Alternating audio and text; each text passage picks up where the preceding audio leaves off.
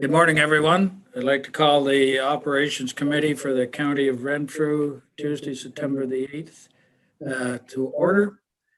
Roll call, I assume, has been taken. Yes, everybody's present. Thank you. Any disclosure of pecuniary interest in the general nature thereof? Seeing none, I need a mover and seconder for the adoption of the agenda, please, and that's Councillor Wisniewski Moore and Councillor Bennett.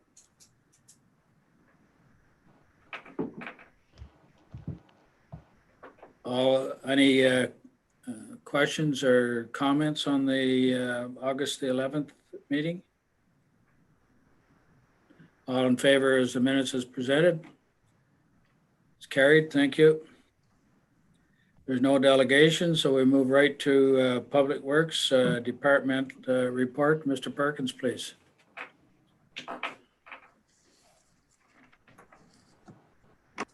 Good morning, and thank you, Chair, through you to committee. This month's information report. Oh, can you mute, please? Oh, okay. Under information, item 1 is the monthly status report. So attached as appendix 1 is the monthly project status report for the information of committee. Additional project specific information will be provided by Mr. Beam in his divisional report. Capital program variance report, as always, is attached for committee's review. I'm not sure if Mike will speak to it, but because the town of Renfrew is going to postpone their project on Raglan Road, County Road 52, we will actually be substantially less over budget than we anticipated last month. Last month it was going to be 649, so now with the town of Renfrew not going through with that project, we're going to carry that money into next year. So that actually gets us down to, I think it's 60-something thousand, but Mike will explain that more to you when we get to it. Information item 3 is the monthly treasurer's report. Again, that's attached for committee's information. Item 4, staffing. So summer students, all the summer students that we had employed with the department have now completed for another year in order to return to school. And once again, the work performed by the students has proven of value to all the programs delivered. And of course, we wish all our students the best of luck, and we really appreciate having them here this summer. And we are so pleased that back in March, when all the bad news came, that we still went forward with keeping our students. So we took all the precautions all summer long, and it worked out to our benefit. Item 4B is the certified road supervisor. So attached as appendix 4 is a letter from OCRA, AORS, Ontario Association of Road Supervisors, that Jamie Mick, our patrol supervisor from Whitewater Road Patrol, has received certified road supervisor certification. So from all of us here in the office, and I'm sure from committee, we congratulate Jamie on that. That's a milestone for him in his career for sure. Truck equipment operators. Successful candidates for 2 full-time positions with the Public Works Patrol are as follows. Cole Carroll, who was hired part-time in November 2019, has now accepted a position at Whitewater Patrol effective September 1st, 2020.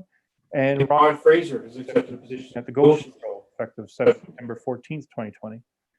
Our capital projects coordinator recruitment is underway, and that's to fulfill a maternity leave position. That'll end March 2022. So again, we wish Bree Raymond all success in the world, and look forward to meeting the new addition to her family in a few months' time. So congratulations, Bree. Item 5, I just included this. This was in the Eganville Leader, was as appendix 5, and it was just regards to speeders in various areas within the county, and this one was in Bonnechere Valley because. As most of you have noticed over the summer, it seems that with the change in the traffic patterns, and we're chalking that up to the COVID, with people having a lot more time and availability to travel around the valley from other areas of Ontario and other areas of Quebec, for that matter. Seems like our speeding seems to be quite, and I'm sure you guys all know it in your own communities as well. So. One of the things we've been doing is working with the OPP just to highlight some areas. Item 5B is attached as appendix 6 is an article from the Renfrew Mercury regarding large crowds congregating at Burnstown Beach, located on County Road 508. And again, we put this in as information for committee just to have a look through, because it's one of the items that we'll deal with now in a little bit. County Road 517, Defoe Road. So on Thursday, August 27th, the Operations Committee Chair, Mr. Peckett, along with myself and Mike Bean, who's the Acting Manager of Infrastructure, we met on site on County Road 517 with municipal staff and elected officials from the town of Madawaska Valley. So in the upcoming years, rehabilitation is planned along County Road 517 as per the County Renfrew's Asset Management Plan. Discussion on public safety occurred with review of the section of road, approximately 900 meters between County Road 62, which is Combermere Road, and 2840, 2914 Defoe Road, and that's commonly referred to as the Madonna House, to be considered for hardened shoulders, as there are a number of pedestrians walking and bicycling along this section. And this section that's in question is actually scheduled for reconstruction in 2022. In accordance to corporate policy GA08, active transportation subsection 1.2.1, asphalt road programs, every effort will be made to maximize the width of shoulder area without incurring substantial costs to expand the platform width, unless the core capital program dictates an expansion to the roadways platform. From a cursory review on site, it has been determined that hardened shoulders can be installed along that section of County Road 517 to the Madonna House. Parking along County Road 62 was also discussed and will be brought forward to the Township of Madawaska Valley Council for a possible resolution.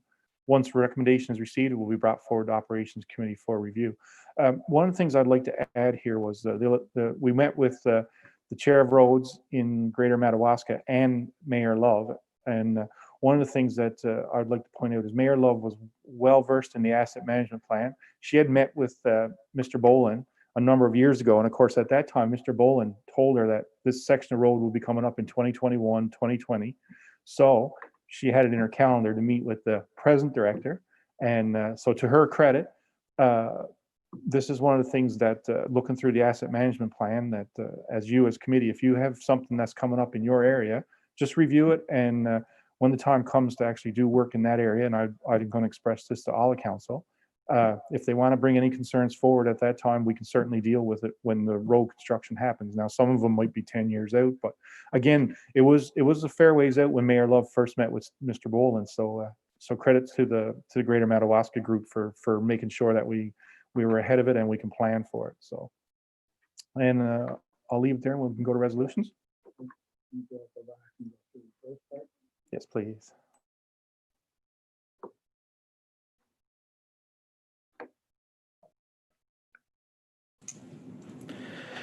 Thank you, Lee. We'll go back to item number 1, the monthly status report. Any questions or comments on that? Seem to have got a lot of work done this year in spite of COVID. We've moved along quite well, I think. Item 2, capital program variance report. Any comments, questions? Item 3, the monthly treasurer's report. Item 4, staffing, Part A, summer students. 4B, certified road supervisor. I'd like to add my congratulations to Jamie on his achievement. It's always nice to see members of staff improving their skills in order to serve the residents of Renfrew County better. Councillor Emo, please. Thank you, Chair. It's to the warden and Mr. Morrow. Is it still practice for the warden or the CAO to send a note to to a person such as Mr. Mick or anybody else that's gained any kind of certification? And if it's not, can we consider it on a go forward basis? I recognize that if we haven't done it consistently, it could lead to somewhat negative feelings to others, but we'll just explain, that we're trying to be consistent with it and try and do that. So is that a possibility? CAO, Mr. Morrow, please. Thank you, Chair. Through to Councillor Emo. I believe we have done it in the past. I will just confirm that we continue to do it. And we'll assume that's direction to staff, is to provide that direction, for the purpose of the minutes, that we acknowledge staff, getting the certificate through the program. Chair, if that's okay with you. Yes, thank you. Just going to add that at our township, every time one of our staff, whether it's people who work on the roads or in the office or wherever, achieve higher standing of learning in their particular field, we always have a presentation at council meeting with photographs that go on our Facebook and are sent to the local newspaper. So I think Councillor Emo's suggestion is very good, and I'd like to see that follow through with as well. Anything further on 4B? Warden Robinson. Thank you, Chair. I just want to add my comments. I'd be very pleased to send Jamie Mick a letter. He is one of our esteemed residents of Laurentian Valley, so I'm very pleased to do that on behalf of the county. Thank you. Anything else? 4C. Congratulations to the two fellows that have been taken on full-time. Certainly help provide a higher level of service throughout the county, I'm sure. So congratulations to Cole, Carl, and Ryan Fraser, not Ron. Sorry. At least in my notes. So congratulations to them. Any questions or comments on that? 4D, Capital Projects Coordinator, increasing the population of Renfrew County, which is always good, and we wish Bree the best of luck. Item 5, media articles. 5A from the Eganville Leader in regards to speeders. Councillor Bennett.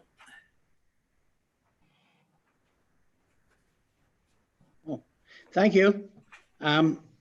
Through you, Chair, I'm just wondering if any of us are having any luck controlling the speeding. Speeding in our township has increased drastically, and we don't seem to be getting OPP response at the times we need them. Storyland Road, for instance, after sitting there for 2 hours on Saturday, I didn't have a radar detector, mind you, but it appears that at least 60% of the cars was well over by 15 to 20 kilometers an hour from where they should be. And as we all know, on Storyland Road, there is entrances to businesses and whatnot. And the business actually has put cones out beside the road in order to try and warn them that people are turning in and out. Happens to be an RV place, and you're not only turning the vehicle, you're turning the trailer behind you. And where I was sitting, just in them 2 hours, there was 4 incidents where an accident could have happened quite easily. They were going that fast. I'm just wondering if there is some kind of an answer that somebody has that will help it, because River Road and Storyland Road we're struggling with. Thank you. Thank you. Councillor Wisniewski-Moore. Sorry, thank you. Just to Dave, when we call the staff sergeant here in Killaloe and we have problems, of course, there's a cost, right? Because it increases more coverage in our municipality. But they do set up. They only have to do it once or twice, and once they're visible like that, people start telling each other, "You better be careful on that road because there's OPP presence." So we've been very successful. I don't know who your contact is with the OPP, but usually a call from the mayor sure does move things along here. So just a recommendation, that's the way we do it, and we've been very successful. So it has eliminated a lot of problems for us. Thank you. Thank you. Warden Robinson, please. Thank you, Chair. So in Laurentian Valley, we purchased a couple of years ago a radar board, and we move it around the municipality, and it collects data for us. And we found that that data, when we do provide to the OPP, it does make them respond a lot quicker to us, I would say. So I don't know, Councillor Bennett, whether or not your municipality has a radar board, but I know there are a number of us in the area that I don't even know, perhaps the county has one that you could borrow just to get some data to back up your claims. Because again, I mean, you could be the OPP could come out, it could be a day where nobody drives by or everybody's, following the speed limit. So it can be frustrating too, for sure. Thank you. Councillor Bennett. Thanks. We did have a radar board. We made a mistake. We signed a contract along the same as you, Tom, with the OPP to look after that radar board, and they signed an agreement to look after the maintenance. But unfortunately, 3 or 4 years ago, they just decided that they were no longer going to be part of that, although they did sign the agreement that had a lot longer term than that to it. So I agree, Debbie, that we need to do something like that, and we'll just have to try and get something going forward here.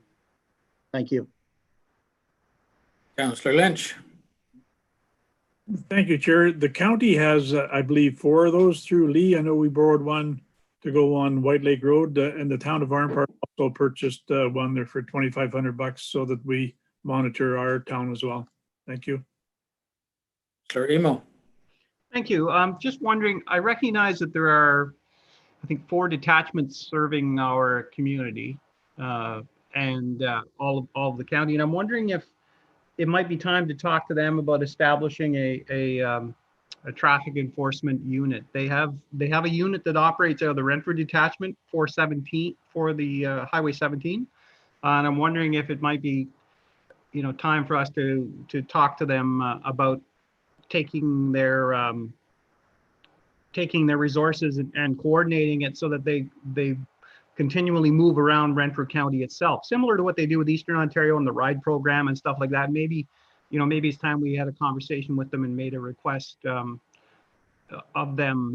And I recognize the county does not pay for policing per se, but I would think that most of our communities would be grateful if there was some coordinated enforcement of traffic speed limits and stuff like that. Saying that I have a personal interest in, I think the speed limits are way too low all over Ontario. That's just a joke. But I do I do think that that a coordinated approach might be best, and by coordinating between the detachments and the resources, it may prove a little more effective. Thank you. Warden Robinson. Thank you, Chair. So just going further with Councillor Emo's comments, then perhaps we can have this discussion at the County Council at the end of the month so that all of our municipalities are represented, and then we can give direction whether or not we should then contact the OPP. Mr. Morrow, please.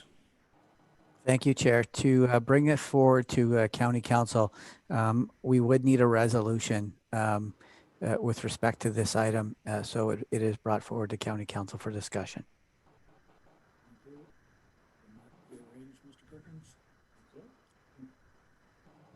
It will happen. Okay, so let's get something on the floor if that's okay, Chair. So everyone's on the same page with the resolution, so that Okay. The Operations Committee recommends to County Council that staff be directed to contact the local OPP detachments in an effort to coordinate speeding control measures throughout the county of Renfrew. Is that simple enough, folks? For me, Okay, thank you. I would move that, and Councillor Emo is seconding it. No further questions? All in favor? Carried. Thank you.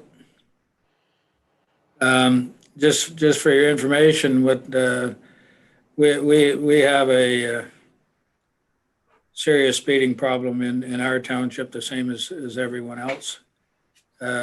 We have just purchased, it's not a speed indicator, but it's a black box that keeps track of the number of vehicles, the speed, and I'm told too, it may even have the size so that you'll know between large trucks and cars, which is a benefit to not only my township, knowing how many large trucks are on the road, also a benefit to the county to know how many large trucks are feeding onto county roads in order to look after shoulders or put hardened shoulders in place in particular areas where there's that high volume of truck traffic.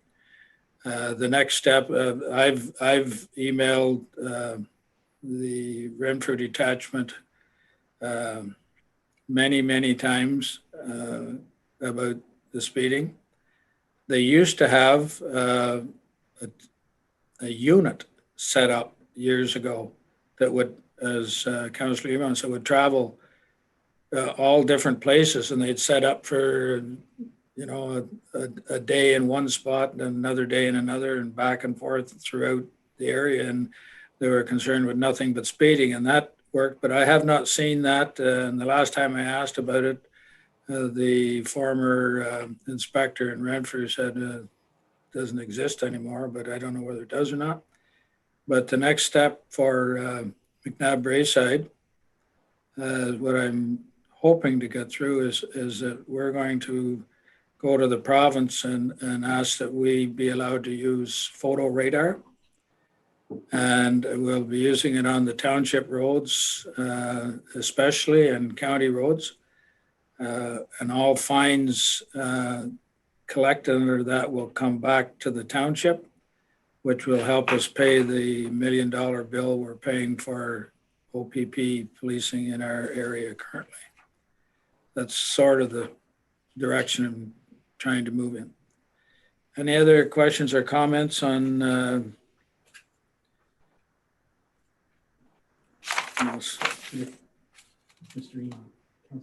Councillor Ema, please. Yeah, I think, and I would suggest that Mr. Foss and probably Mr. Morrow can answer this, but I think there is a bylaw that all municipalities, or an agreement all municipalities in Renfrew County have signed, which turns over most, if not all, of the provincial offenses revenue to the county, because that supports that court system. So I just, as a suggestion, you may not be able to generate revenue subject to that bylaw. And I think we all passed it as a bylaw, but that's only my recollection, vague as it is. I just going back from years ago when in the town of Arnprior, we laid most of our speeding charges under town bylaw, and the town collected the money back then. But that was a couple of years ago, so maybe things have changed now. I don't know, but I'm certainly going to inquire. Anything else on the speeders? 5B. I don't know whether anyone else in the township or in the county has been having the problem, but the problem has, I guess, currently solved itself with the arrival of September. Although last weekend or so, the beach was plugged again on the day it wasn't raining, but that's for information for future discussion, I guess.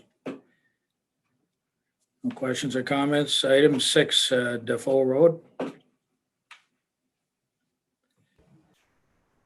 I would ask on one part of the information provided for Defoe Road on page 4 at the top, where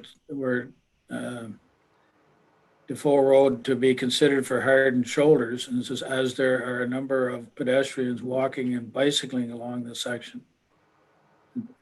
And I would like to see that part removed, just for liability's sake.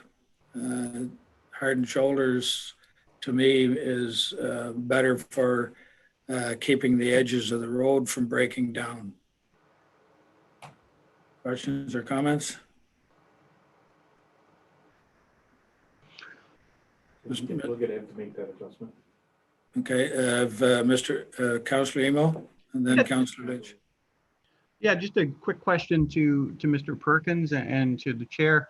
I'm only going from memory, but I have the impression that that section of the road is pretty curvy and I thought narrow because of rocks and trees. I didn't get up there this weekend. My family refused to go for a Sunday drive. So I just, is there going to be substantial reconstruction along there as well because of the nature of the existing roadbed? I'll get Mr. Perkins to answer that, please. Oh, thank you, Chair, and through to Councillor Ema. No, actually, while we were there, there is a couple of tight sections, but Mike actually had the measuring wheel with him, so we actually measured it. It'll fit. It'll actually fit there. It's not perfect by no stretch, but where the speed is so low there, and as you alluded to, it's curvy, and it lends itself to hardened shoulders without having to expand the roadbed. So, well, I guess when the time comes, we'll find out for sure if there's any major, but there are a couple of good rocks, but they're not actually in the roadbed. So it'll fit, and it fits within policy too. So it was a win-win all the way around.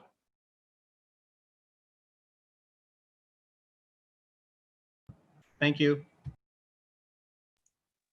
Councillor Lynch, please. Thank you, Chair. I concur with your comments about removing that.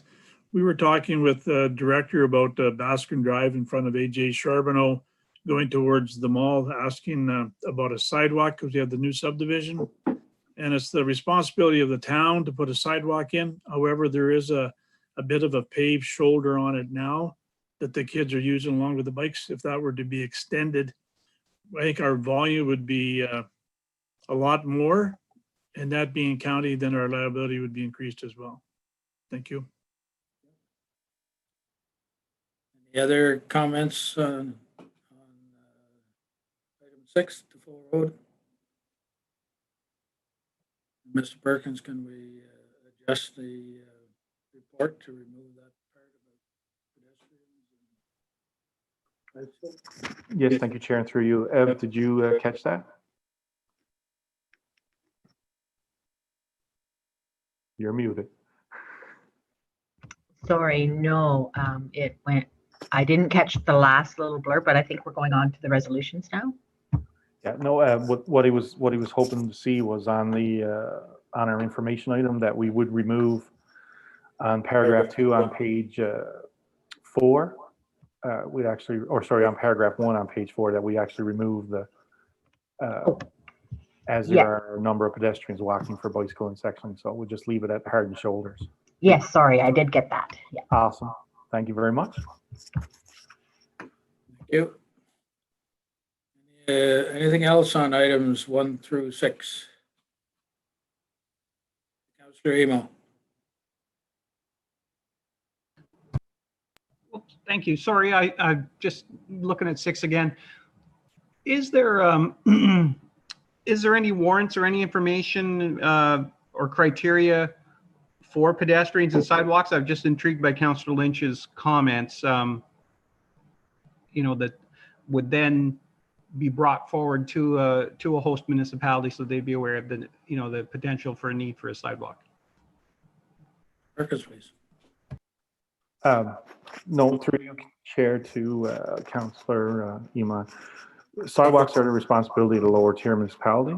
Now, with that said, how they make them work is another story. Like you'll see in Petawawa, for example, that they built, way off to the side of the road. They're still in the right of way, but they're built way off to the side of the road. And of course, in the town of Renfrew, with County Road 52 rehabilitation, the community is actually looking at putting in a multi-use path on the side of the road. And again, it's at the community's expense. So, and again, just hardened shoulders are again just a meter to a meter and a half if we can fit it inside the road, and it has to be both shoulders. It can't be, we can't juggle a road to the left or to the right. The center line still has to stay relatively where it was when we started. So it's a I'll say the word ticklish situation in some areas, but there are some roadways it can't be done without significant expense.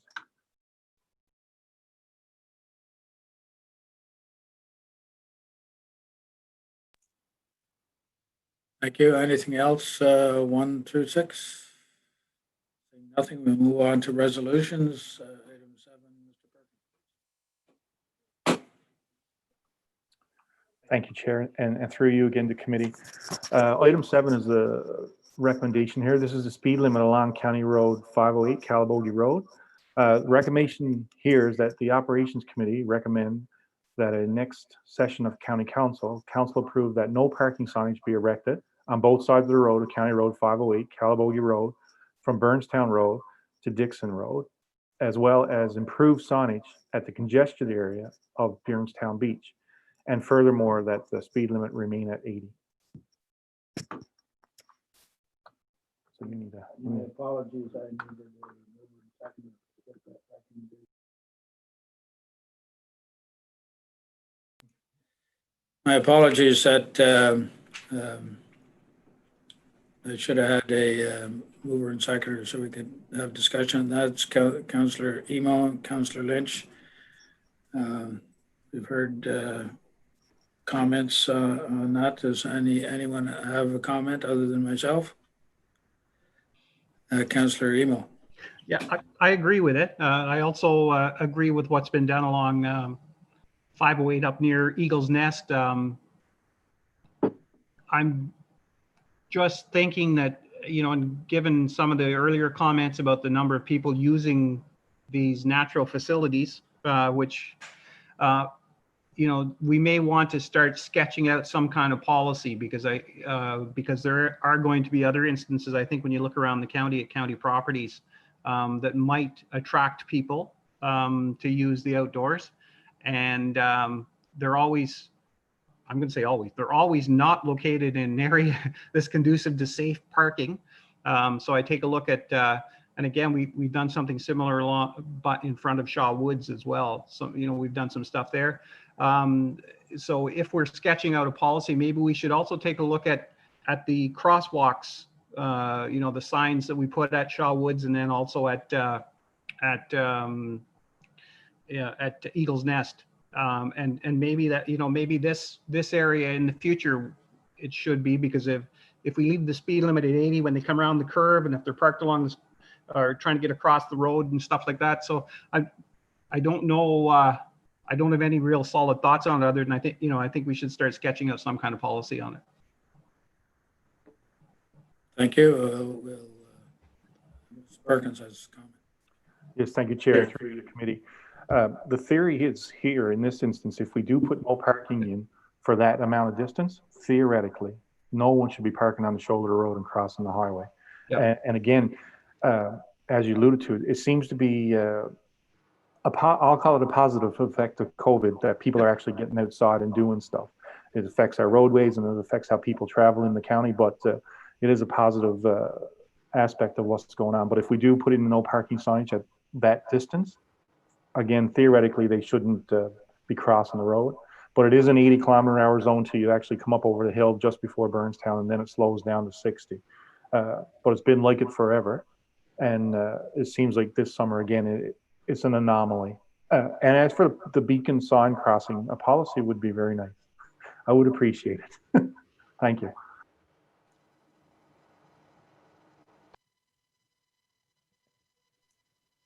Thank you for that. Mr. Morrow, please. Thank you, Chair. Just with respect to Councillor Emo's suggestion as it relates to the development of a policy, just procedurally right now, we have one motion on the floor with a mover and a second that needs to be dealt with first, and then committee would have to decide whether or not they would like another resolution following the outcome of this resolution that would direct staff to develop that policy. So I'll just point that out for whatever you want to do with that, Chair. Thank you. Thank you. I agree with most of the recommendation. The only thing I have a little trouble with is the speed because of the speeding problem, and the idea of slowing it to 60, perhaps not back as far as Dixon Road, but just about where the curve is. And the reasoning is because of the excess speeding around. and it being an area where, it's the worst in the summertime, but it's also a fire entrance as we have a dry hydrant there. I would still like to see it move to 60, and perhaps if it was signed 60, they would do 80 and still feel good about speeding instead of doing 100 or more. However, that's just my opinion. Okay, I have this Mr. Morrow first and then Mr. Perkins. Thank you, Chair. Just with respect to your comments, so Chair, are you looking for a resolution or a motion to amend the current resolution on the table to amend also include a reduction in the speed limit?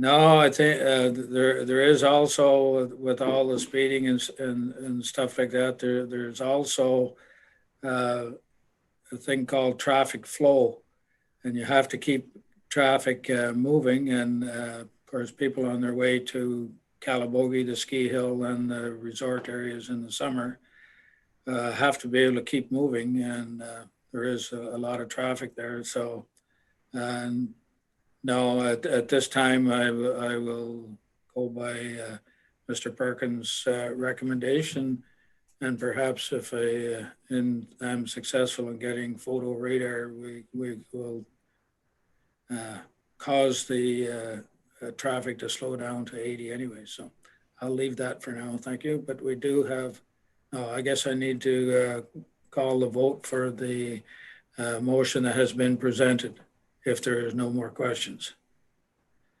Councillor Wisniewski-Moore, please. I apologize. Could I have the motion read again, just because we had lots of discussion, and just so I know what I'm voting on? Thank you, Mr. Chair. Thank you. Mr. Perkins, please. Thank you, Councillor Wisniewski-Moore, and through Chair to you and to committee. The recommendation that's on the floor right now says that the Operations Committee recommend that the next session of County Council approve the no parking signage be erected on both sides of the roadway along County Road 58, Calabogie Road, from Burnstown Road to Dixon Road, as well as improve signage at the congested area at Burnstown Beach, and further that the speed limit remain at 80 kilometers an hour. Thank you. Thank you, Chair, and thank you to Lee Perkins. Okay. Thank you. If there's no more discussion, I'll call all in favor of the recommendation. Carried. Thank you. Thank you. Now, Councillor Iman. Yes, thank you. I'd like to propose a motion that committee requests staff draft a policy with regards to no parking signs no parking zones along county roadways, as well as a subset on the installation or recommendation of installation of solar pedestrian crossings.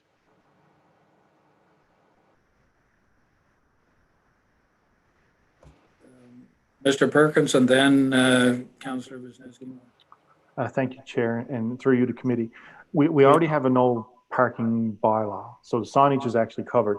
The policy I would like to refer to is the actual addition of a pedestrian crossing using the beacon signals. So, because our bylaw already covers the no parking signs and how we go about all that. So, but these are they appear to be now one-offs, and they're an expense to both the county and the lower tiers. So yeah, a policy that with regards to that, if that's amenable to you. Certainly, that's what I meant to say.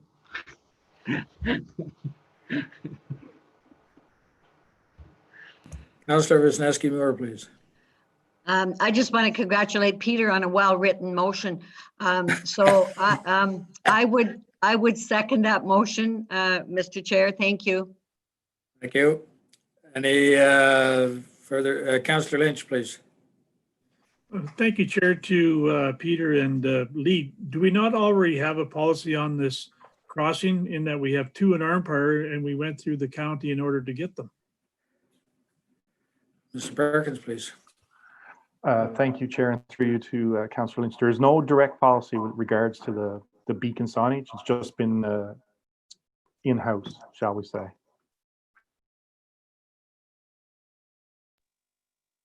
Thank you.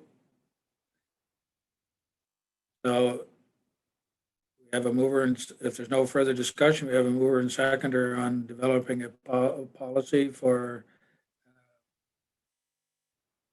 crossing beacon signals. I believe that Peter made that motion and I seconded, Mr. Chair. Yes, yes, we had the mover and seconder for that motion. So if there's no further questions or discussion on that, I'll call for the vote. All those in favor of the motion? Carried, thank you.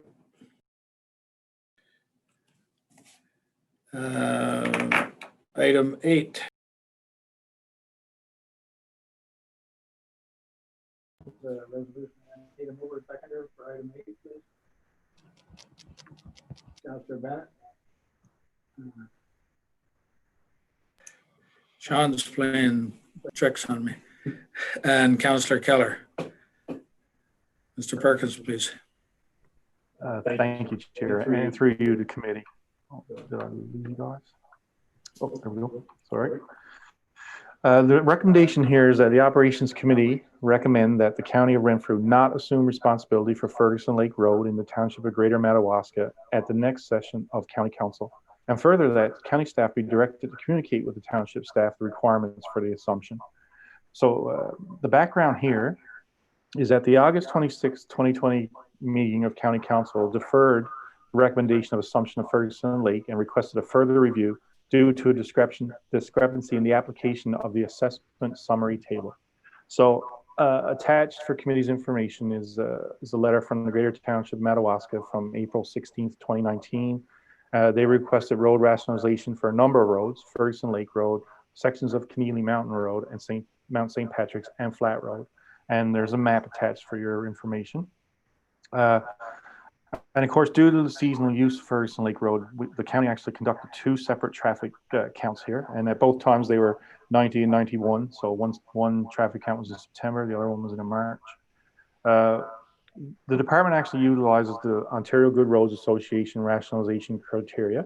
And that is of course attached as Appendix 12. The document highlights 12 criteria associated with weightings to assess whether or not the road meets criteria. It also identifies cumulative cutoff point rate at 6 for the evaluation process.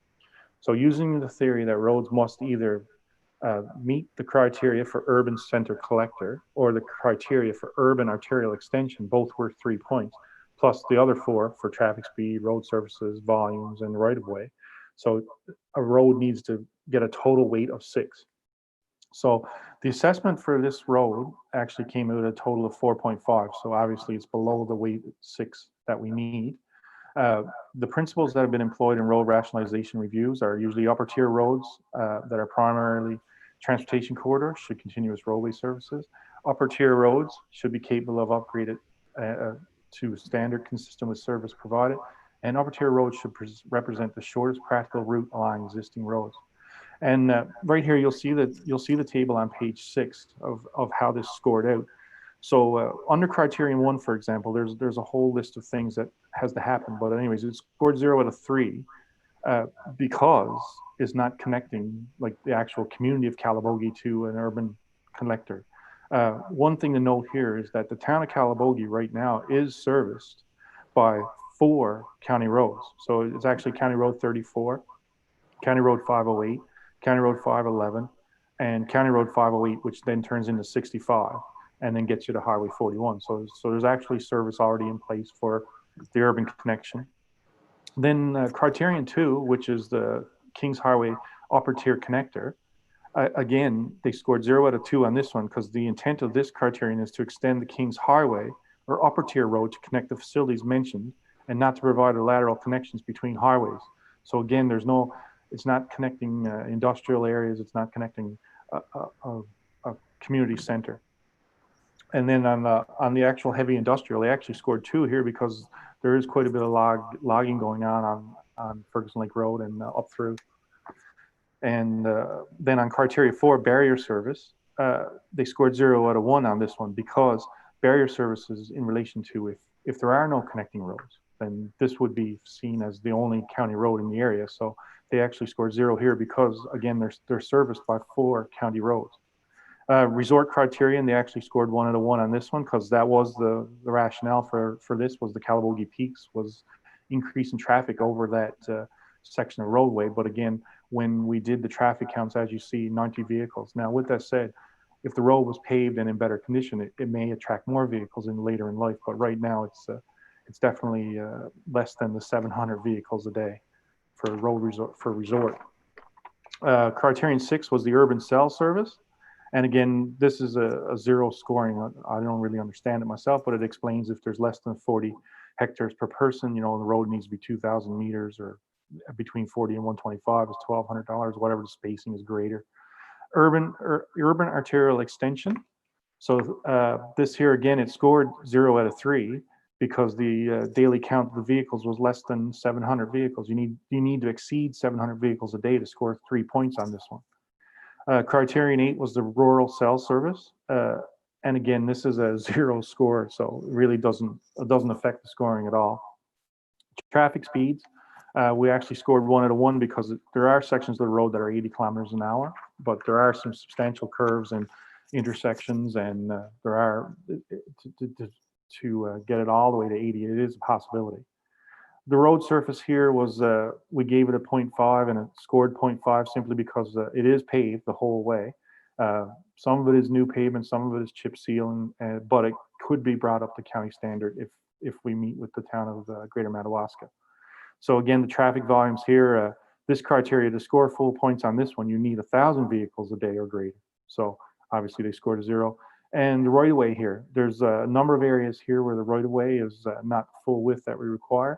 And in actual research on this, the road needs to be realigned on a section of Ferguson Lake Road, which actually would be quite cost prohibitive. But with all that said, it scored a 4.5. And just to be clear, so this table now is exactly how it was done for the town of Deep River a number of years ago. With that said, the way it was scored when it was presented to council and the way it's scored here, the percentage remains the same.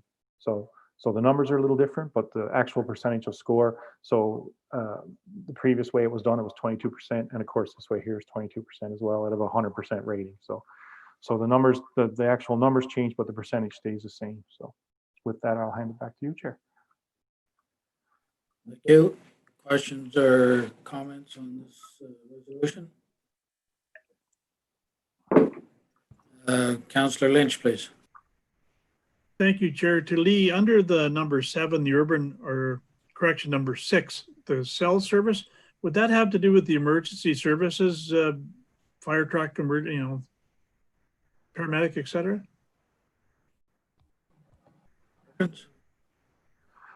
And it doesn't say that in the criterion 6 urban cell service, like from the OLGRA report. The reason behind this is excluding this criterion is the original application is due to the good condition of most local roads and the fact that the majority of population has access to a motor vehicle or alternative transportation services. So obviously here there is no alternative transportation service. So it doesn't fall within it, right? Roads which function as minor collectors for trips with origin and destination within the cell should be rejected. So it states it in the criterion, but no, it doesn't nothing to do with the actual emergency vehicles. Thank you. Thank you. Are there questions or comments? Councillor Emo. Thank you. Again, at County Council, I made a comment about some kind of a transportation master plan, because I think this is something that's increasingly going to show up as municipalities struggle with the cost of maintaining long stretches of roadway. And so I think that's going to be part of it. And then also, as I said at County Council, there's going to likely be some questions about diverting truck traffic from around some of the urban centers in the county. So if we're going to get to a point where we're talking about transportation master plan, I think we've alluded to it a few times in the past, in either 21 or 22 or 23, then if you could just stick this in your file for that occasion. Thank you. Advises that he has already made the note. Any other questions or comments? All in favor of the recommendation as presented? Carried, thank you.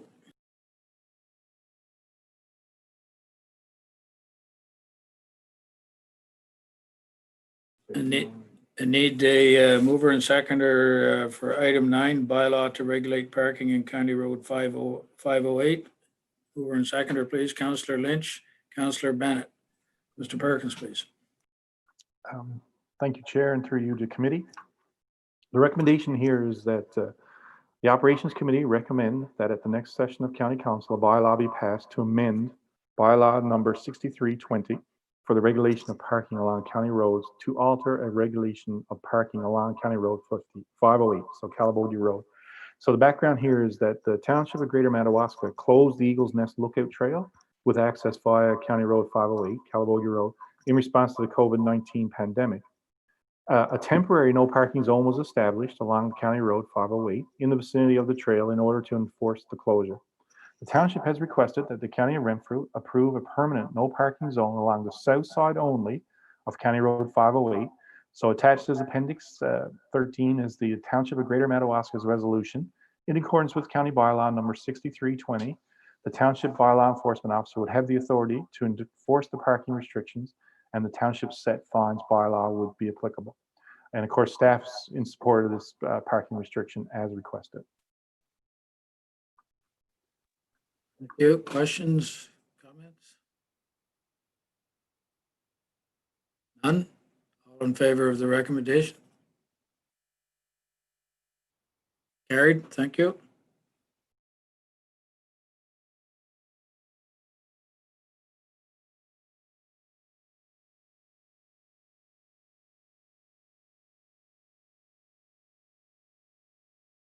Thank you. Then we're on to item 10, Infrastructure Division. Mr. Bain, please. Good morning, Chair Peckett. Through you to committee. The first item on my report is for information purposes. It's for the County Road 52 Raglan Street South Rehabilitation. Mr. Perkins touched on it a little bit, but as committee recalls, we have a memo of understanding in place with the town of Renfrew for the rehabilitation of Raglan Street South. The town recently has closed and awarded the tender for this work to Thomas Cavanaugh Construction Limited. The county staff has been informed in the last couple of weeks that the construction will start in the near future, with the contractor completing only minor works on the town's water and sewer infrastructure this fall. The remainder of the work will be done next year in 2021. And we will, in the upcoming budget deliberations, rebudget this item for next year. Thank you. Questions or comments on item 10? Emo, please. Councillor Emo, please. Yes, thank you. We had considerable debate at council about it, but Kavanaugh's were a little iffy on whether, well, not iffy. They were going to be pretty tight to finish the job if they were to do it this year. And it was felt rather than rush it and maybe not get as a good a quality because you're racing against the weather, it was best to extend it into next year. Disappointing because I think, you know, we've all of us on this committee, and I know the chair and the director have worked hard to get this to fruition. And so, you know, again, thank you for your patience, but I think to get a better job, it's best to wait. Thank you. Councillor Emo, are they going to start first? That'd be one of their first jobs in the spring, do you know, or is... Chair, to my understanding, yes. But I have made a mental note to ask once a month until spring whereabouts we are with it. So I will do my best to assist them in scheduling it early. Thank you. I'm sure you will. Any other questions or comments on Infrastructure Division? Councillor Bennett? Hi, I'm just checking that this is not going to delay the paved shoulders along the Burnstown Road by a year, is it? Mr. Perkins, please.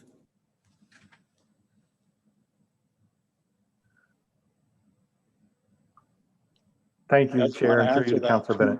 This should not affect the hardened shoulders along Burnstown Road. No, thank you, because we're actually outside of their jurisdiction. So it narrows down to an urban profile inside their town. So yeah, we're not good. We'll be good.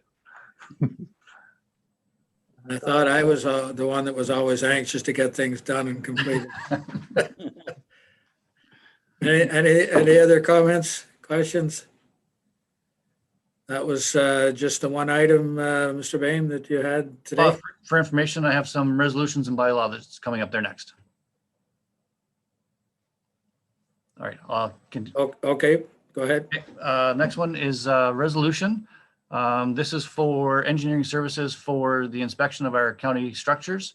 The recommendation is that Operations Committee recommend that proposal PWC 2020-50 submitted by JL Richards and Associates Limited, Ottawa, Ontario, for engineering services for the inspection of county structures in the amount of $102,000 or $102,505 plus HST be approved at the next session of County Council, and further that a consultant agreement be executed for the assignment.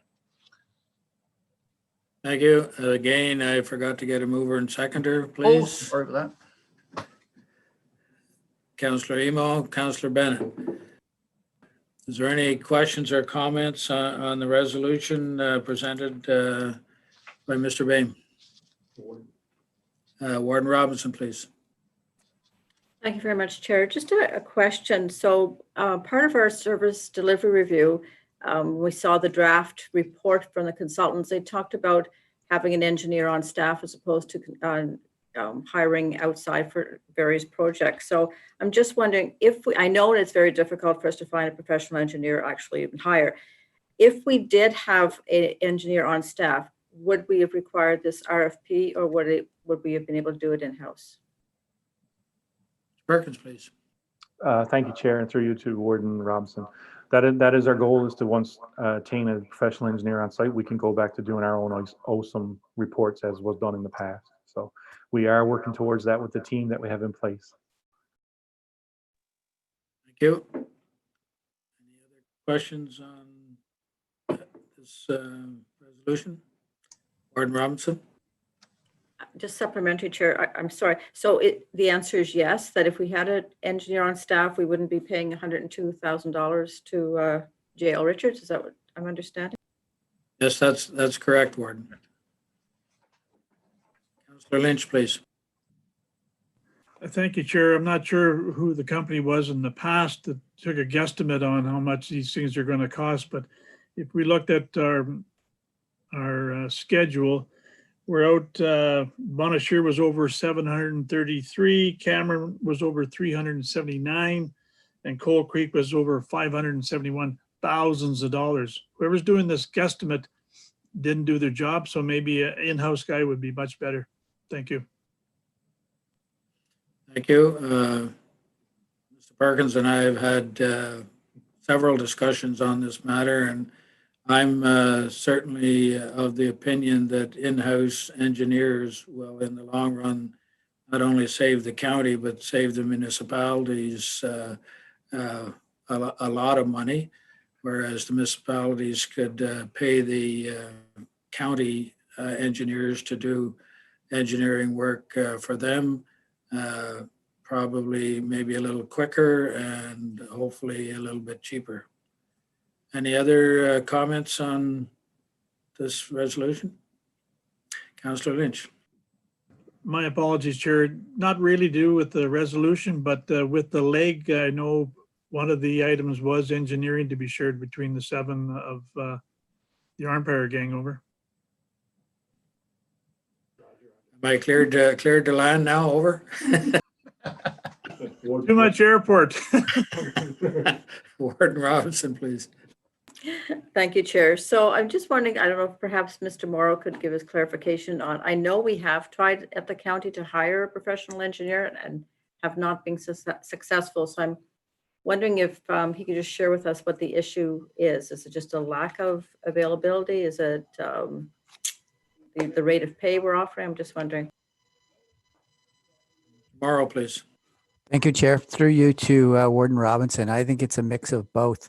With respect to the availability, we have had competitions where we've tried to attract folks. The level of pay is a challenge that we are able to provide here at the County of Renfrew. And part of the reason it's an issue for us is what it does is if we were to pay what an engineer gets paid in the city to attract them to come to the county, it causes a salary compression issue. In fact, at that rate of pay, what would occur would be the engineer would probably make more than the director. And that presents a challenge. And what it does is it forces everyone's pay up in the organization. So again, causing a bit of a unique situation for us. Thank you. Thank you. Warden Robinson. Thank you, Chair. And my last comment, certainly with the way things have been happening around the COVID-19 and the fact that people are trying to get out of urban areas and into the rural Ontario, this may be a prime time for us to try to advertise again, or perhaps then we could bring somebody at the rate of pay that we would normally pay someone in this area. Thank you. Of course, Renfrew County, a much better place to live than the cities, in my opinion. Mr. Beakley, would you have a comment on this? Sorry, Mr. Morrow had his hand up first. If you wanted to go to Mr. Morrow. No, thank you, Chair. I was actually going to do the exact same thing, Chair. We're on the same page. Okay. So pin the tail on the donkey. A couple observations that I would make. So the last time that we looked to recruit for an engineer, we went to headhunters, and we went to several headhunters and inquired as to whether or not they would do it on our behalf. And universally from a number of the headhunters, they said the same thing: your pay is too low and you're not going to be able to attract the candidate. So they actually refused taking on the particular challenge. And that's been our experience in terms of where the rate of pay is. The CAO, Mr. Morrow, is correct relative to the compression issue. There is always a provision, however, within the Pay Equity Act where you can pay an exceptional amount to a particular job class over and above and outside your wage grid to attract a candidate. So it's not that there isn't other alternatives. There are alternatives. But I think you have to be mindful of the fact that the reality is compression is an issue. You have compression issues elsewhere in the corporation in a similar fashion. So if you start fixing one area, you're probably going to have problems and challenges in looking at compression in other areas, which you have both in your long-term care areas and with your paramedics as it relates to the commanders, to the deputy chiefs, and to the chief. So it depends on where you want to start this in terms of how it unfolds. But on the instant issue of the recruitment, as recently as the past 12 months, in the conversations that we've had with consultants, they won't touch the recruitment given our rate of pay. We've been flat out told that.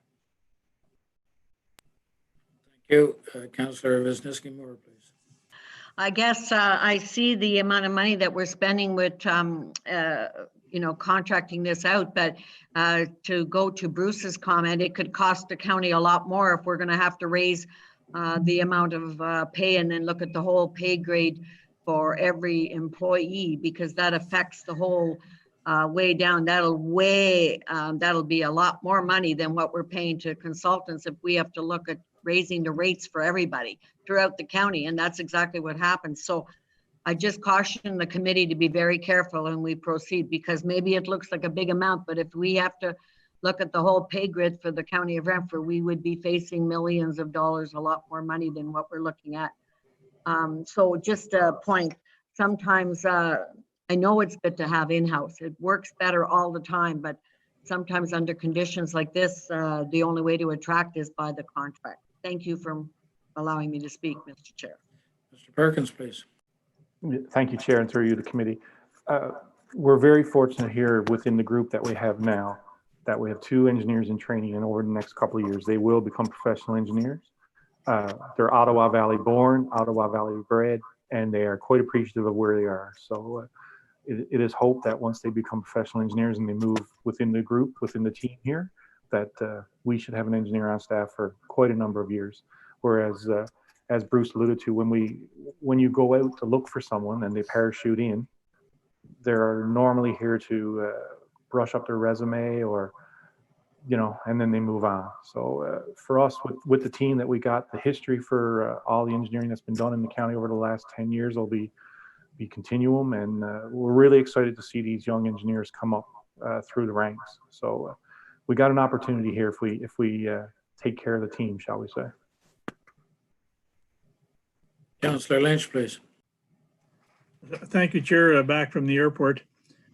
The town of Barnpire, we have 3 engineers. Now we have 2, but they're, we'll call, you can be a P-Eng, but then there's specialties after it. We have one guy who's a building person. He's not a pavement guy. We got a guy who's generally just a P-Eng that sort of covers almost anything, but really no degree to that. And then we had an engineer who was what I call a techie, who could do all the technical stuff. So when you say an engineer, it doesn't cover everything that we're going to do. I like the idea of having this guy that can be specific on guesstimating what it's going to cost to replace the bridge, what it's going to cost to replace the road. That would be my comment. Thanks, Chair. Thank you. Mr. Bakley, please. So 2 points. First of all, to the director's comment relative to the up and coming staff. Quality of life is all well and good. When we start looking at differences of $30,000 to $40,000 in salary, people will vacate. So while I'm hopeful, I'm not as hopeful as the director in terms of retaining and keeping those employees. The second comment that I wanted to make, having been part of this process for some 28 some odd years as it relates to the engineer argument in terms of in-house, out-house, consultant or no consultant. I did hear a comment earlier where the assumption was that we were going to do everything in-house. My understanding historically is we can't do that, that there are certain things that are done specifically related to bridges that would not necessarily be managed as it relates to the engineer being in-house. So I don't want this committee left with any impression that somebody's made a commitment that everything would be in-house, and I'm not looking to challenge the director of the service, but I've always understood that there will be variables where you will go outside to a third-party consulting group for engineering services, and I don't want to leave this committee with the wrong impression unless I'm wrong. Thank you. Very valid points, I believe. I think part of the it was not only my thought was not only to do basically roads in Renfrew County for county roads, but also be hired by municipalities to do roads in the municipalities, of which we pay a lot for now. And if it's centralized and you have all the townships and municipalities using the service and paying for the service, we could afford to have at least one professional engineer on site. And I fully understand that when somebody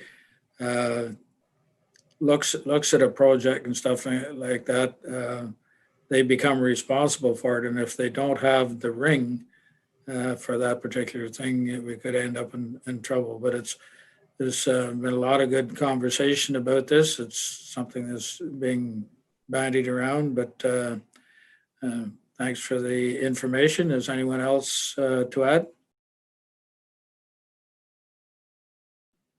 Thank you.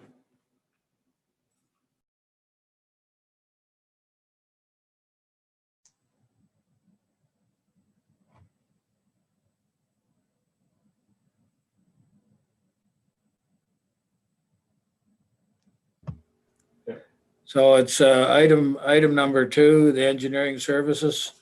We had a mover and seconder, and I guess it's to I need to have a vote. All those in favor of the resolution. All in favor? That's carried. Thank you. I need a mover and seconder for bylaw C-124, Cameron Culvert property purchase. Moved by Councillor Wisniewski Moore, second by Councillor Emo. Mr. Perkins, please. Sorry, Mr. Bean. Thank you, Chair. Through you to committee. The recommendation in front of you is that the Operations Committee recommend that a bylaw be passed at the next session of County Council to acquire Part 1 on Plan 49R19538 from John Murdoch, Tanya Murdoch, and Glenda Lanigan for the sum of $5,225, and to acquire Part 2 on Plan 49R19538 from Dalton Campbell and Alida Turian for the sum of $2,825, and further that Parts 1 and 2 on Plan 49R19538 be dedicated as part of the public highway upon registration of the transfer documents.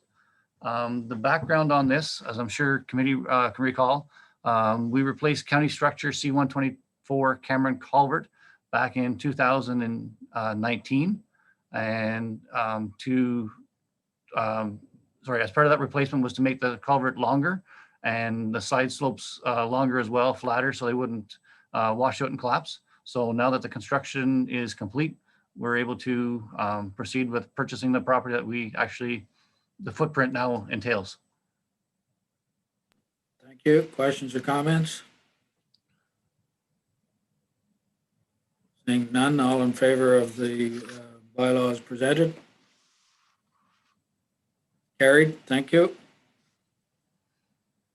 Item 4, recommendation County Road 65 Centennial Lake Road transfer of land, moved by Councillor Keller, second by Councillor Lynch. Mr. Bain, please. The recommendation is that Operations Committee recommend that a bylaw be passed at the next session of County Council to acquire Parts 3 and 4 on Plan 49R19591 from Earl Thompson for the amount of $1, and further that Parts 3 and 4 on Plan 49R19591 be dedicated as part of the public highway upon registration of the transfer documents. The background on this piece of land is that Mr. Thompson is the owner of land adjacent to County Road 65, Centennial Lake Road, known as Part Lot 14, Concession 9 in a geographic township of Madawaska, which is in the township of Greater Madawaska. Mr. Thompson has notified the County Renfrew Public Works Department through a title search that he has found a portion of Centennial Lake Road still remains in his name. So what we're doing is now just surveyed the road in that area to get that section of road that is in his name into the county road name. And then he can proceed with whatever property transactions he wants to do. Thank you. Questions or comments on this recommendation? Seeing none, all in favor as presented? Carried. Thank you. Item 5, County Road 508, Calaboga Road, acquire land. Recommendation, mover and seconder, please. Councillor Wisniewski Moore, Councillor Bennett. Mr. Bain, please. Okay. This recommendation is that the Operations Committee recommend that a bylaw be passed at the next session of County Council to acquire Part 2 on Plan 49R19581 from Patrick Anthony Stangetta, and further that Part 2 on Plan 49R19581 be dedicated as part of the public highway upon registration of the transfer documents. The background back in the fall of 2019, Mr. Stangetta submitted an application for severance along a portion of County Road 508, Calaboga Road, within subdivision lot 14 on Plan 226 in the township of Greater Madawaska. The severed land is going to be added to an adjacent property with frontage along Calaboga Road, which is owned by Mr. Stangetta. In order for the severed lands to merge titles with the lands, it is a condition of consent that the county accept a road widening on Calaboga Road. And this property is identified as Part 2 on 49R19581, and it's attached as Appendix IN3. Thank you. Questions or comments on this recommendation? Councillor Emo, please. Thank you. Just a matter of curiosity, what subdivision is this? The Fleming Road or the Fleming subdivision, or is it somewhere else along that road? Mr. Bain, please. Because there are some older subdivisions from the 1800s, so that's why I'm curious. Yeah, if it's not that one, it might be the one that's a little closer to Calabogie. It's definitely not one of the older ones. It's a newer one. Okay. I just don't know. I'm just going to see if I can look at the map here real quick to see which one it is.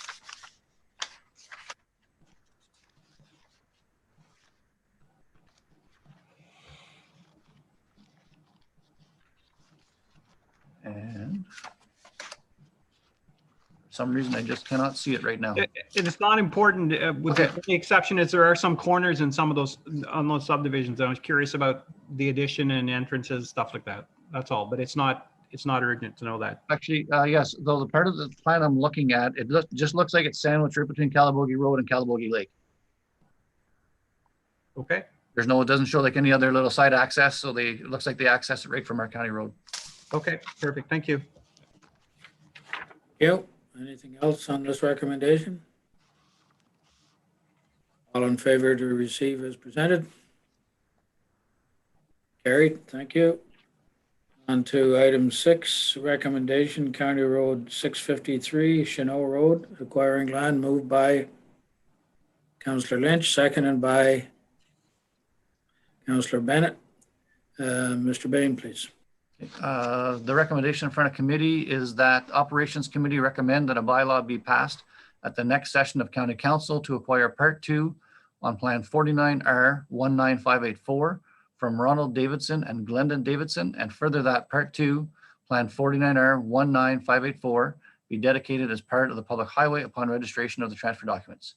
Background is that back in the spring of 2019, Ronald and Glenda Davidson submitted an application for a severance of property along County Road 653 Chenot Road. It's in the Township of Whitewater region. The severed land is to be added to an adjacent property with frontage along Chenot Road, which is owned by Ronald and Glenda Davidson. In order for the severed lands to merge titles with the added lands, it is a condition of consent that the county accept the road widening along Chenot Road. This plan is attached as IN4 for information purposes. Thank you. Questions or comments on this recommendation? Seeing none, all in favor of the recommendation as presented? Carried, thank you. Item 7, County Road 6, Gillen Road, Road Access Agreement. Mover and seconder, please. Councillor Emo. Councillor Keller. Mr. Bain, please. Okay, this recommendation for a committee is that the Operations Committee recommend that the road access agreement between Zachary and Catherine Hamill and the County of Renfrew be approved, and further that at the next session of County Council, a bylaw to authorize execution of a road access agreement be passed. Background for this is that Zachary and Catherine Hamill are owners of property adjacent to Gillen Road in the Township of Horton. In the winter of 2019, the applicants applied for a severance of 2 new lots.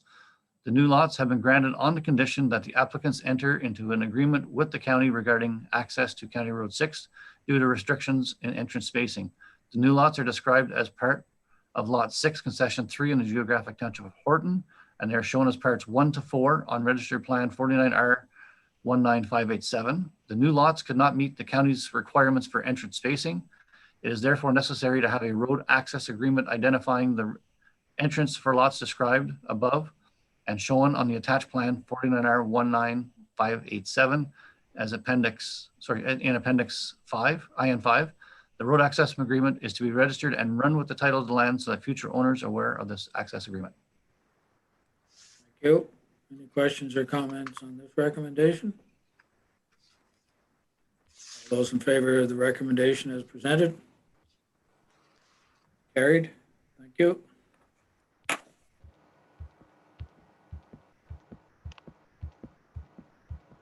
Thank you, Mr. Bain. We'll move on to the Operations Division report. Mr. Bolduc, please. Thank you, Chair Peckett. Through you, I present the Operations Division report to committee for September. Under information, item number 1 is summer operations, and item A is roadside mowing. The roadside mowing program is well underway, and we'll be finishing up shortly, but if there's any other areas that require touch up, we're doing them as required. Item B is the annual pavement marking program. The maintenance painting is almost complete, and the capital painting is ongoing until all the projects are complete for the year.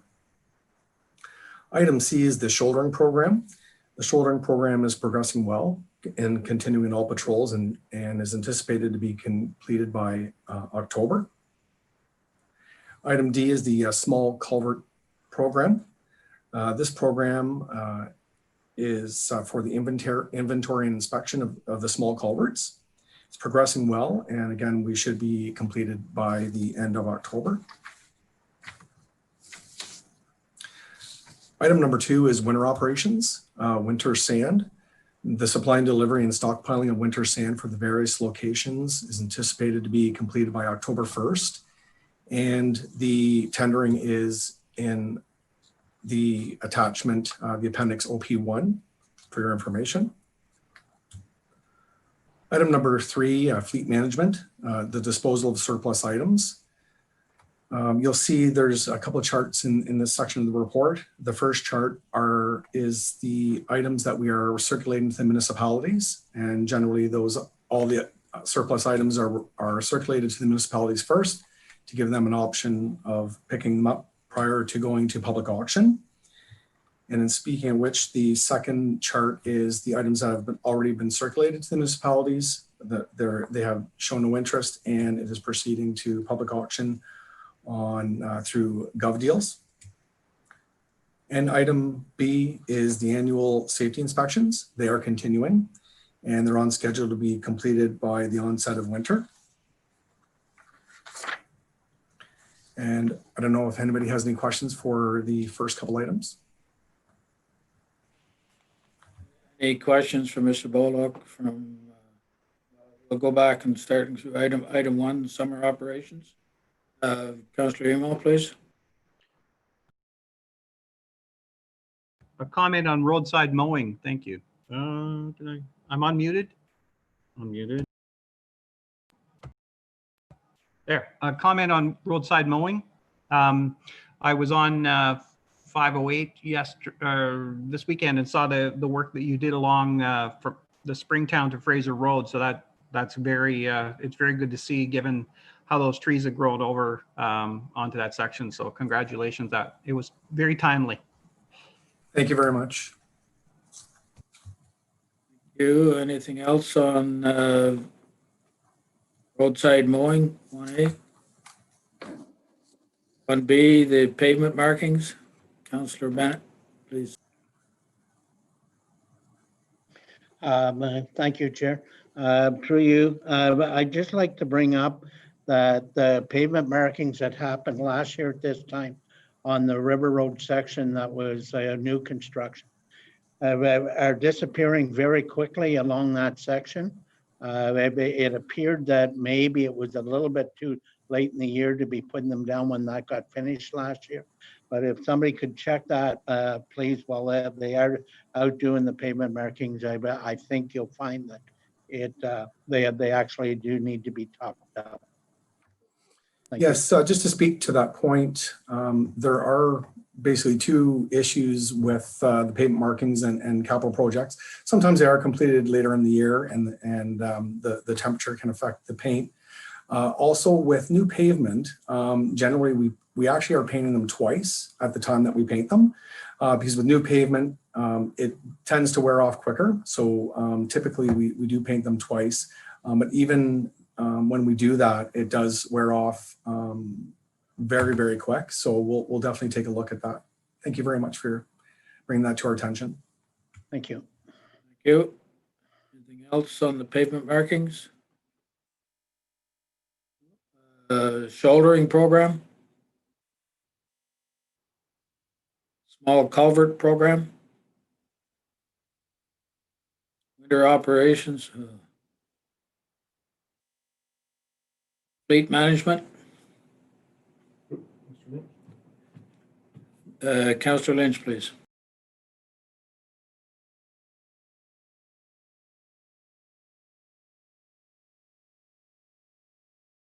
Hope you didn't crash. Are you there, Dan? You're on mute. There you go. Oh, no, the last one did. How about that? We can hear you, but we can't see you. Oh, there you are. Wrong button. Thank God it wasn't the plane you were bringing in. The question was, what year is the truck? The description for the Dodge Ram 1500 pickup truck 4x4 that's being offered to the different municipalities?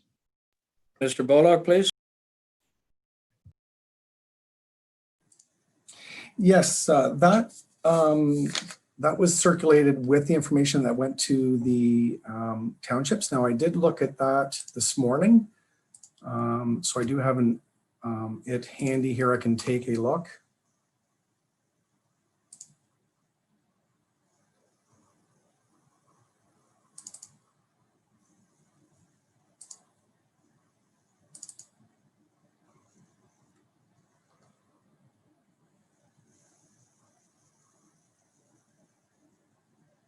Yes, the year of the truck that's being offered is 2013, and the mileage is 236,521. Hopefully that answers your question. Thank you.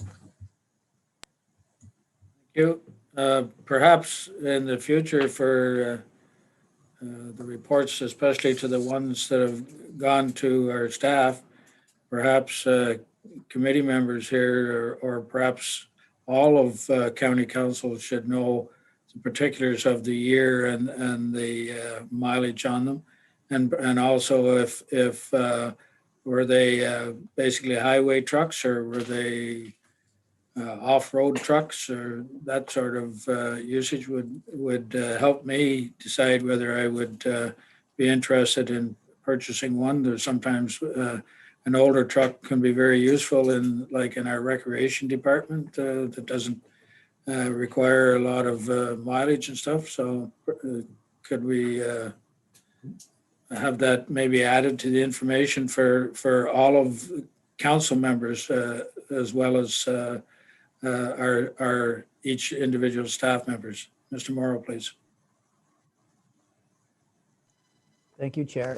Maybe Rick can jump in here, but I understand that level of detail does go to every municipality as the first right of refusal. So I guess my challenge or comment here would be with respect to keeping committee reports concise, but making sure we get that to each municipality. I'm wondering if that would address your concerns, Chair. It would if I knew maybe a little ahead of time so I could go after staff to find out more about them. Sometimes staff will look at something and say, no, we want to buy a new truck, whereas for a particular usage, and don't get me wrong, I'm usually in favor of buying, when you have to buy equipment and stuff, buying new equipment. But there is a time when sometimes an older truck will suffice for a couple of years or so that you could get one, and we could save ourselves a bit of money. So I guess maybe I'll have to pay more attention to when these come out and go after staff for the information. Councillor Lynch, please. Thank you, Chair. I concur. When we get this report, by the time it gets to our Public Works or through the treasurer and back to our council meeting of operations, we're talking months. Whereas if I get this today, I can forge ahead and say, let's get the budget and buy this thing.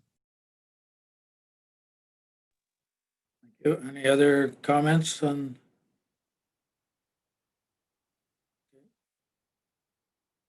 Mr. Bullock, when you send that information to my township, who gets it? Does CAO get it or our Director of Public Works? Yes, through you, Chair Peckett, to committee, it does go to all the CAOs of all the lower tier communities. Great, thank you. So I think for Dan and I especially, we'll need to advise the CAOs in the future when they get this information from you, we would like to see it. And that should solve the problem. Councillor Keller, please. Yeah, just for everybody's information. I know when that information comes out, our clerk always brings it to our council's attention. So. Yeah, that's good. I'll have CAO do the same thing. Thank you. Anything further on the fleet management? Annual vehicle safety inspection? Seeing nothing, Mr. Bolduc, quotations and tenders, please. Thank you very much. Summary of tenders and quotations received in the month of August is attached as Appendix OP1. The tenders listed in Appendix OP1 have been awarded under the authority of the Director of Public Works and Engineering or the Chief Administrative Officer. In all cases, procurements have followed the process set out in Corporate Policy GA01, the procurement of goods and services. And if there's any questions, I'd be delighted to answer. Thank you. Anyone, any questions on quotations and tenders? Councillor Lynch, please. Thank you, Chair. To, I guess, the director, at the last county meeting, we had a long-winded effort on this fuel, and I just want to be sure that we got our ducks in order this time. And sorry, through you, Chair, to Councillor Lynch. That's actually the next item there on Mr. Bolduc's report. So we can actually have a good discussion then at that time if you like. Thank you. If there's nothing else on the quotations and, Warden Robinson, please. Thank you very much, Chair. I'm going to apologize. I have an 11 o'clock meeting that I just realized I'm 2 minutes late for, so I will have to depart. So thank you very much. Take care, everyone. Thank you. Have a good day. Stay safe. Okay, we're on to item number 5, fuel tender. This is for information, right? Yeah. So it's Mr. Bolduc, please. Yes, at the August 26, 2020 meeting of County Council, staff was requested to provide further information on how the awarding of the fuel tender PWO 21417, it's attached as OP2, was determined. Attached is also is Appendix 3 is an excerpt from August 214 report on the Operations Committee written by Steve Boland, then Director of Public Works and Engineering, detailing the tender process, bidders, results, and other specifics in support of the recommendation of award. And follows is the current process for price verification based on the delivery of fuels in the tender. And that's laid out there. And if there's any questions on any of the items under item 5, the fuel tender, I'd be pleased to answer them. Thank you. Questions or comments? Councillor Lynch, please. Thank you, Chair. Is this report available to our Councillor Donahue so they can read this prior to the meeting? I'll ask Mr. Perkins to answer that one. Thank you, Councillor Lynch, and through Chair to you and the committee. Councillor Donahue has been kept in the loop on all the information, but because this came up in County Council, we felt it appropriate to bring it back through committee.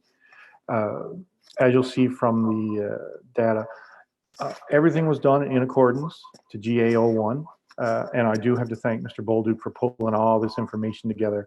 We pulled out 3 random samples just to make sure that our contractor was within the guidelines of the contract, which was fully complied to. And as you can see from the chart attached, we're actually receiving fuel lower than they could potentially charge us because we use the National Resources Canada average.